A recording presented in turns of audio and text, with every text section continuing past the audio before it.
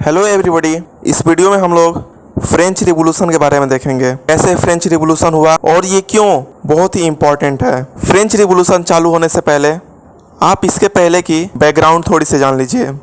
French revolution 1789 में शुरू हुआ था। फ्रेंच रिवॉल्यूशन होने के मेन कारण थे political causes, social causes, economical causes और intellectual causes. French revolution Louis 16 king थे, उनके टाइम हुआ था 1789 के टाइम पीरियड में। लेकिन उसके पहले उनके जो पूर्वज थे लुइस 14 और लुइस 15 वो फ्रांस पे राज कर चुके थे। लुइस 14 बहुत ही ताकतवर राजा थे और वो फ्रांस को की पावर को सेंट्रलाइज करने के लिए बहुत सारे युद्ध लड़े और उसमें कामयाब भी हुए।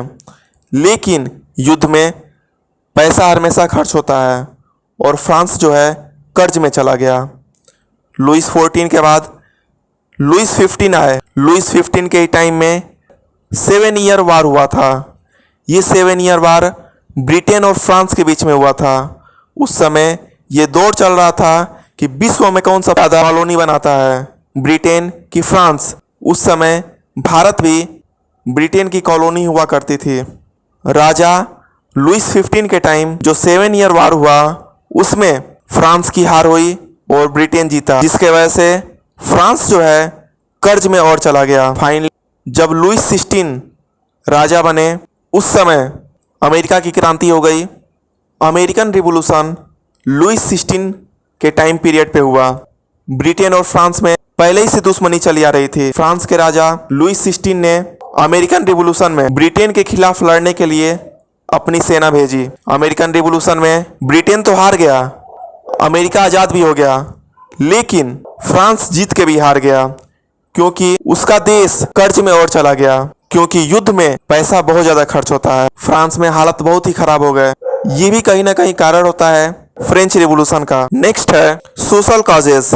फ्रांस में जो वहाँ का समाज था मेनली 3 स्टेट में टूटा हुआ था।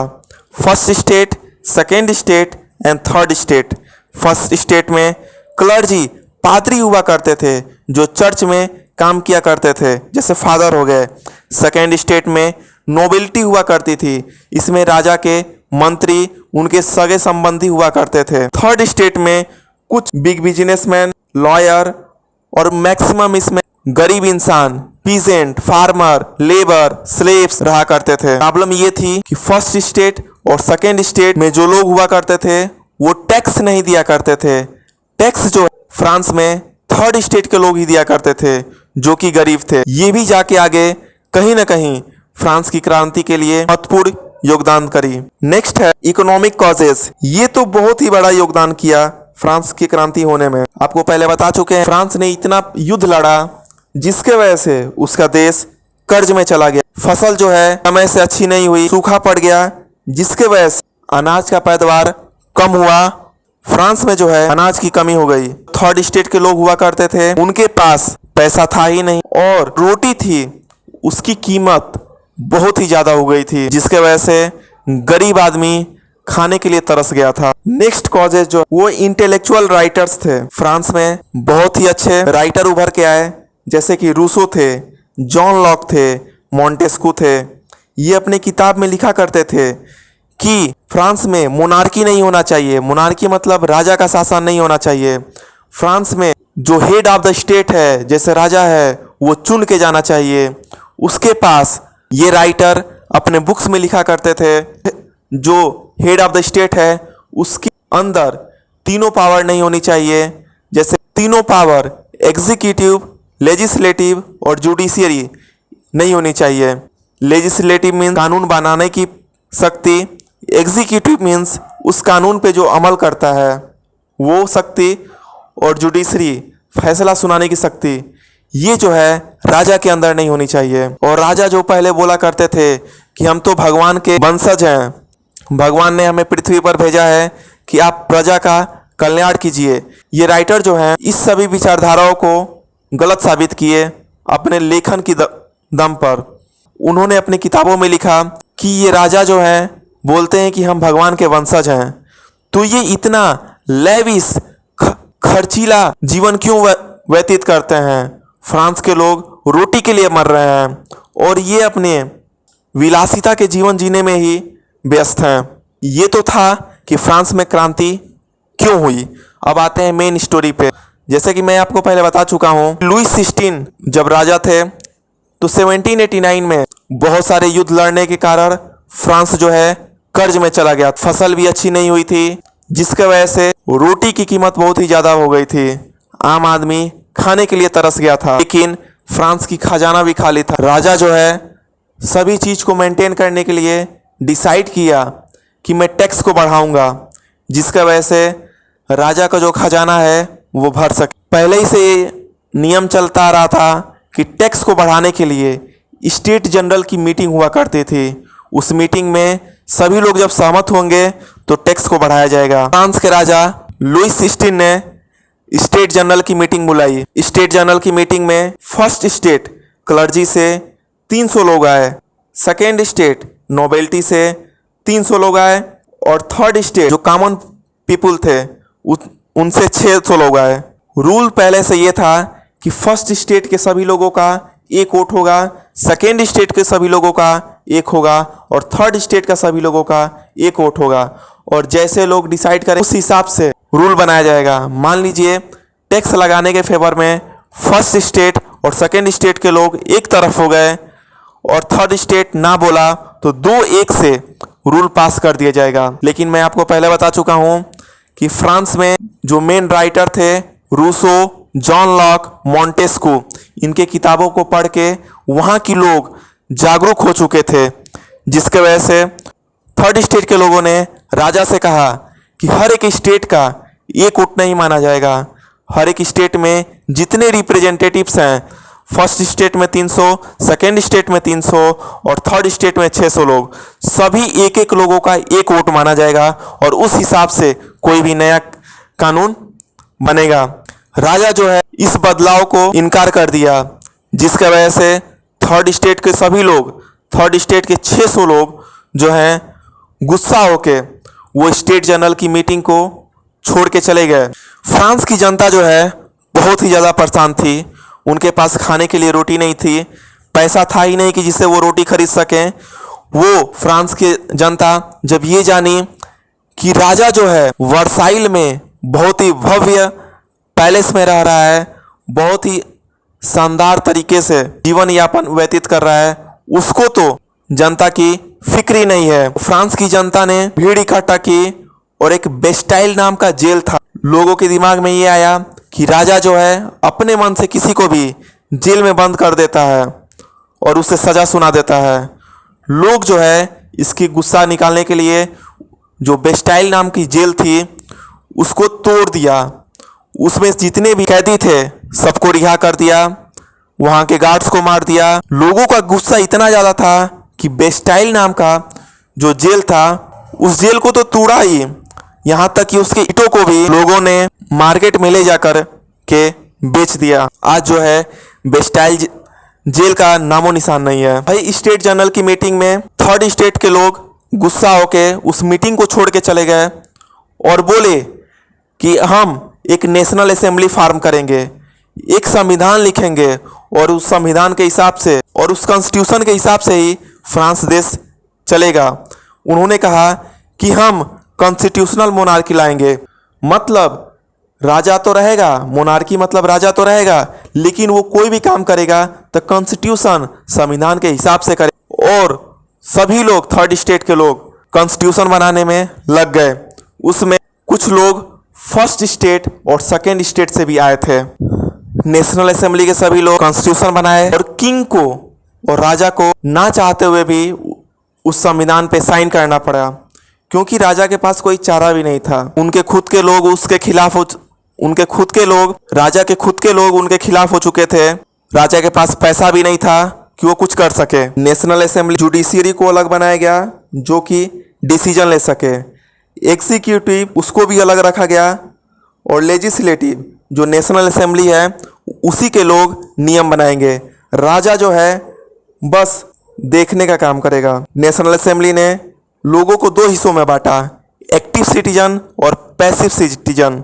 एक्टिव सिटीजन में वे लोग आते थे जो वोट कर सकें, और वोट वही लोग करेंगे जो एक मजदूर 3 दिन में जितना रुपया कमाता है, अगर कोई इंसान एक दिन में उतना रुपया टैक्स दे, वही इलेक्शन में वोट कर सकते हैं। उनको एक्टिव सिटीजन बोला गया। और पैसिव सिटीजन में गरीब लोग आ गए, जैसे कि वुमेन हो गई, स्लेव्स हो गए, वे लोग जो टैक्स नहीं पे कर पाते थे। नेशनल असेंबली ने ऐसे ही रूल्स बनाए। इसी में उदय होता है जैकोबियन क्लब का। फ्रांस के राजा लुईस 16 इस बात से बहुत ही ज़्यादा खफा थे। जहां पहले उनके पास सभी पावर थी कि वो कैसे देश को चलाएं, रूल बनाएं, क्या करना है क्या नहीं करना है, सब राजा ही डिसाइड करते थे। लेकिन नेशनल असेंबली की वजह से उनको संविधान के हिसाब से काम करना पड़ रहा था। उनकी शक्तियां को छीन लिया गया, जिसके वजह से वे बहुत ही ज़्यादा दुखी थे। फ्रांस के राजा लुईस 16 की शादी ऑस्ट्रिया देश के राजा के बहन से हुई थी, जिनका नाम मैरी एंटोनीटे था। उन्होंने अपने ससुराल ऑस्ट्रिया से मदद मांगी, और साथ ही जो पर्सिया देश था, जो कि आज का जर्मनी है, उससे मदद मांगी। राजा ने ऑस्ट्रिया और फ्रांस के राजा ने ऑस्ट्रिया और पर्सिया के राजा से ये कहा, इस देश की जनता ने फ्रांस के राजा को संविधान के हिसाब से राज करने के लिए बाधित कर दिया है। ऐसा हो सकता है यहाँ को देखकर आपके देश के भी लोग ऐसे करने के लिए आपको मजबूर करें। इससे अच्छा ये है कि आप अपनी सेना भेजिए और नेशनल असेंबली के सभी लोगों को मार डालिए। कहीं ना कहीं फ्रांस के राजा ऑस्ट्रिया और पर्सिया के राजा को मनाने में सफल हो जाते हैं। ऑस्ट्रिया और पर्सिया फ्रांस पे अटैक करने की घोषणा कर देते हैं। फ्रांस के लोग और नेशनल असेंबली के लोग बहुत ही ज़्यादा दुखी होते हैं। उनको लगता था कि राजा जो है हमारे साथ हैं, वो हमारे दुखों को समझता है। जब उनको पता चला कि ऑस्ट्रिया और पर्सिया इस वजह से युद्ध कर रहा है क्योंकि फ्रांस की जनता राजा को बहुत ही ज़्यादा परेशान कर रही है, इसका मतलब राजा ने कहीं ना कहीं चल के सीक्रेट में नेगोशिएशन किया है ऑस्ट्रिया और पर्सिया से, जिसके वजह से फ्रांस की जनता और नेशनल असेंबली के लोग लुईस 16 से खफा हो गए। नेशनल असेंबली ने जो वोटिंग की रूल लाई थी कि वोट जो है वही इंसान दे सकता है जो लेबर के 3 दिन के बराबर के मजदूरी एक दिन में टैक्स देता हो। फ्रांस 95% पॉपुलेशन 3rd स्टेट में रहा करती थी। वहाँ के मैक्सिमम लोग गरीब हुआ करते थे। उसी 3rd स्टेट में एक पार्टी उभर के आई जिसको जैकोबियन क्लब बोला जाता है। ये गरीबों की पार्टी थी। इसमें वर्कर्स लेबर्स रहा करते थे। ये पार्टी बहुत ही तेजी से पूरे फ्रांस में फैली। जैकोबियन क्लब ने दावा किया कि अगर हमारी सरकार बनेगी तो सबको इक्वल राइट होगा, वोटिंग की राइट सबको दी जाएगी। और इसी पार्टी में एक नेता उभर के आए जिनका नाम था मैक्सिमिलियन रॉबेस्पियरे। वो चल के बाद फ्रांस के हेड ऑफ द स्टेट बने। इस पार्टी के लोग जो है गरीब हुआ करते थे, लेकिन ये जैकोबियन क्लब के लोग जो नॉवेल्स हुआ करते थे उनके ड्रेस को कॉपी किए और उनके वेशभूषा को पहने और उनके तरह कपड़े पहने। मैक्सिमिलियन रॉबेस्पियरे निकला तो था जैकोबियन क्लब से ही, लेकिन वो धीरे धीरे चल के डिक्टेटर तानाशाह की तरह होने लगा। फ्रांस में एक डॉक्टर गुलेटिन ने एक डिवाइस बनाई जिसको गुलोटीन नाम रखा गया। साइंटिस्ट ये कहते थे कभी कभी लोगों को फांसी देने में अगर फांसी अच्छे से नहीं लगी तो इंसान की जान निकलने में 5 से 7 मिनट लग जाता था, जिसके वजह से वो बहुत ही तड़प के मरता था।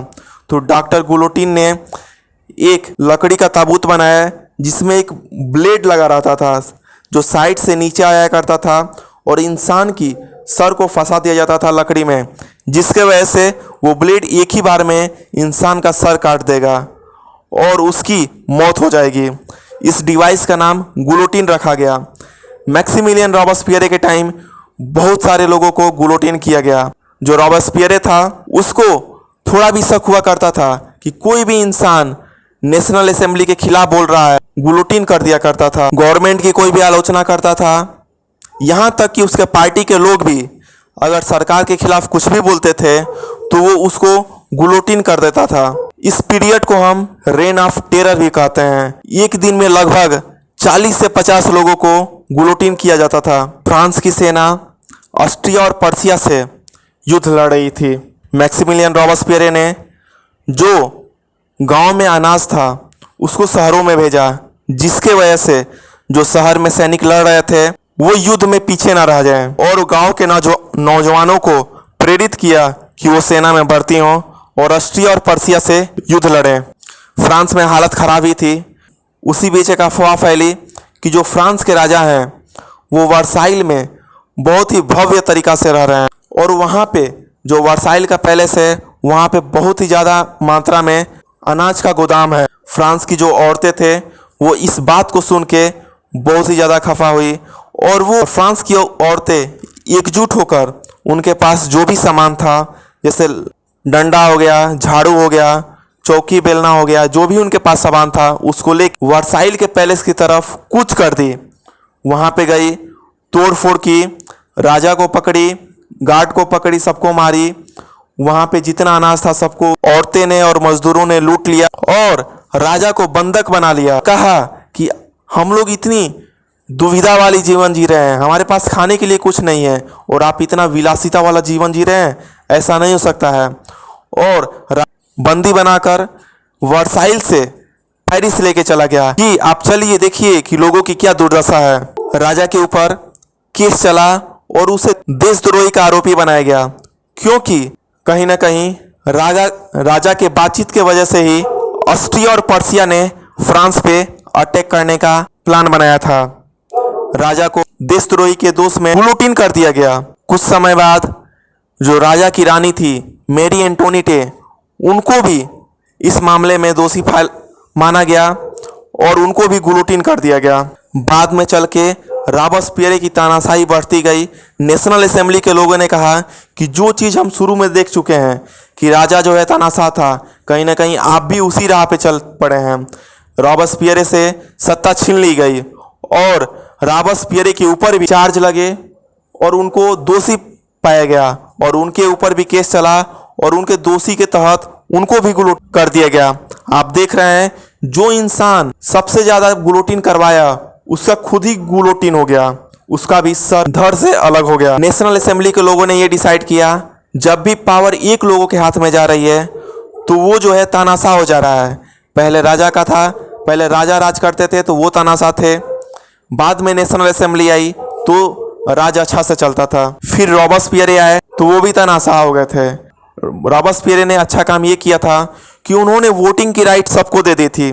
जो भी इंसान ने कई साल के ऊपर हो, कितना भी रुपया कमाता हो, टैक्स दे चाहे ना दे, वो वोट कर सके। तो नेशनल असेंबली के लोगों ने इस रूल को फॉलो किया। जो वोट देने की प्रक्रिया है वो सब करेंगे, लेकिन अब हेड ऑफ द स्टेट एक इंसान नहीं रहेगा, 5 लोगों की डायरेक्टरी की टीम बनाई गई और यही डायरेक्टरी जो है फ्रांस को गवर्न करेगी। रॉबस्पियर को जब गुलोटिन के द्वारा मारा गया उसके बाद फ्रांस में डायरेक्टरी का रूल आया। आपको पता ही है कि फ्रांस की लड़ाई ऑस्ट्रिया और पर्सिया से हो रही थी। फ्रांस जो है ऑस्ट्रिया और पर्सिया को बहुत जगह हराने लगा। फ्रांस असंभव जीतने लगा। उसमें एक आर्मी लीडर का नाम आया नेपोलियन बोनापार्टे। उसने फ्रांस को असंभव जीत हासिल दिलाई। नेपोलियन जो है धीरे धीरे देखते देखते फ्रांस का हीरो बन गया, क्योंकि नेपोलियन जो है जहां भी जाता था जीत दिलाता था। उसकी जान पहचान डायरेक्टरी के लोगों से बहुत ही क्लोज हो गई, क्योंकि सेना का नेतृत्व वही मैक्सिमम कर रहा था। इसके वजह से जब फ्रांस ऑस्ट्रिया और पर्सिया को हरा दिया तो नेपोलियन ने पावर गैप देखा और उसने जो फ्रांस की शासन चल रही थी, डायरेक्टरी रूल करेगी, उसको चेंज कर दिया और कहा कि अब फ्रांस पे कांसुलेट रूल करेंगे। कांसुलेट का हेड मैं रहूं और मेरे 2 सहयोगी भी रहेंगे। इसका कोई विरोध भी नहीं कर सकता था, क्योंकि वो जो है नेपोलियन जो था वो फ्रांस में हीरो की तरह उभरा था। बाद में जाके नेपोलियन ने कहा कि जो दो कांसुलेट थे मेरे वो भी हट गए, अब मैं इस फ्रांस का किंग हूँ, मोनार्क हूँ, फ्रांस का राजा आज से मैं हूँ। लेकिन नेपोलियन ने बहुत सारे सुधार भी किए हैं, जैसे कि उसने वेट एंड मेजरमेंट का रूल लाया। पहले जो है ना अलग अलग स्टेट में, एक ही देश में अलग अलग स्टेट में अलग अलग यूनिट हुआ करती थी। मान लीजिए 1 किलो में कहीं 900 ग्राम का बटखरा हुआ करता था, कहीं 1000 का, कहीं 1100 ग्राम का। तो इस वजह से ट्रेड करने में, व्यापार करने में बहुत ही दुविधा हुआ करती थी। तो जो नेपोलियन बोनापार्टे था उसने एक यूनिट अपनाई पूरी टेरिटोरी में, अपनी पूरी टेरिटोरी में, जिसके वजह से व्यापारियों को बहुत ज़्यादा फायदा हुआ। उसने एक स्टेट से दूसरे स्टेट में जाने में जो भी टैक्स लगता था उसको बंद कर दिया। व्यापारियों को व्यापार करने में बहुत ज़्यादा फायदा हुआ, देश में पैसा आने लगा। रॉबespierre ने चर्च को बंद कर दिया था, उस चर्च को नेपोलियन ने फिर से खोला। लोगों की आस्था हमेशा पूजा पाठ में होती है, उसके वजह से भी लोगों की रुझान नेपोलियन की तरफ हुआ। लेकिन सत्ता एक तरह से देखेंगे आप तो कहाँ स्टार्ट हुई थी? शुरुआत में फ्रांस में मोनार्की था, याद है आपको? स्टार्ट हुआ था लुइस 16 के टाइम से। उसके बाद नेशनल असेंबली आई। नेशनल असेंबली ने कहा कि काम वही होगा जो कॉन्स्टिट्यूशन के हिसाब से होगा। कहा कि देश में कॉन्स्टिट्यूशनल मोनार्की होगी। मोनार्की मतलब राजा का शासन। राजा का शासन तो रहेगा लेकिन वो संविधान के हिसाब से काम करेगा। उसके बाद रॉबespierre आया। रॉबespierre ने राजा को ख़त्म किया और कहा कि आज से फ्रांस रिपब्लिक है, कोई राजा नहीं रहेगा। फिर बाद में जब रॉबespierre को गुलोटिन किया गया तो फ्रांस में डायरेक्टरी का रूल आया। 5 लोगों की टीम सरकार को चलाएगी। लेकिन मौके का फ़ायदा उठाते हुए नेपोलियन ने डायरेक्टरी को चेंज कर दिया और कहा कि आज से कंसुलेट रहेंगे। कंसुलेट में 3 लोग रहेंगे जिसमें हेड मैं रहूँगा। और बाद में जो 2 उसके सब हेड थे उसको हटा दिया, उस पद को समाप्त कर दिया और फ्रांस में फिर से नेपोलियन जो है वहाँ का राजा बन गया। मोनार्की फिर से स्टेब्लिश हो गई। आप देख सकते हैं कि जो फ्रांस में है सही रिवॉल्यूशन हुआ। कभी राजा आई, कभी नेशनल असेंबली आई, तो फिर डिक्टेटर रॉबespierre के रूप में आया, फिर डायरेक्टरी आई, फिर राजा आई। इतनी ज़्यादा तेजी से चेंज होने लगी। इसी वजह से फ्रेंच रिवॉल्यूशन को पढ़ते हैं, क्योंकि इस रिवॉल्यूशन के वजह से ही लिबर्टी, आज़ादी की राइट हुई। संपत्ति का अधिकार किसी इंसान के पास हो सकती है। फ्रीडम ऑफ एक्सप्रेस, बोलने की आज़ादी किसी के भी पास है। नेपोलियन ने जो मेजरमेंट की रूल लाई थी उसको मॉडर्न इंडिया में भी यूज किया जाता है। ये था फ्रेंच रिवॉल्यूशन की पूरी स्टोरी। इसके बाद वाले वीडियो में हम क्लास 9th के चैप्टर 1 जो फ्रेंच रिवॉल्यूशन है उसको टॉपिक वाइज फिगर से समझेंगे। Okay, thank you.